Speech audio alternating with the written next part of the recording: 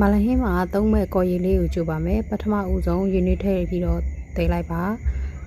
မွေးသစိကော်မုတ်လေးကိုစပယ်တို့ရေဖြောပြီးတော့ထည့်ပါမယ်ရင်းနှီးပွက်ပြီးဆိုတာနဲ့ရေဖြောထားတဲ့မွေးသစိကော်ရည်လေးကိုထည့်ပြီးတော့မှွေပါမယ်နော်အဲ့လိုလဲလှုပ်လို့ရတယ်လို့နောက်ထပ်တစ်မျိုးကစပယ်တို့မွေးသစိကော်မုတ်ရေကိုများများလေးတစ်ခါတည်းဖြောပြီးတော့တစ်ခါတည်းကြိုလိုက်တာလည်းရပါတယ်အဲ့နည်းတဲ့ကနေပြီးမှအဆင်ပြေတဲ့နည်းသုံးလို့ရပါတယ်နော်အခုဗီဒီယိုမှာကတော့စပယ်ကြိုထားတာပြစ်သွားတာမလို့စပယ်ရေလေးနည်းနည်းလေးပြန်ထည့်ပြီးတော့နည်းနည်းလေးကျဲအောင်ပြန်ကြိုလိုက်တာပါ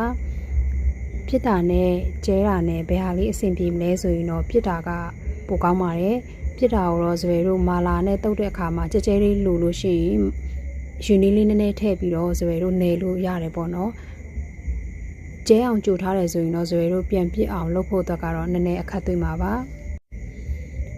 စပယ်ကတော့အခုအနေထားလေးပဲကြိုထားပါတယ်ဒါဆိုရင်မပြစ်မကျဲလေးစပယ်အတွက်ကတော့ဒီအနေထားလေးကအဆင်ပြေပါတယ်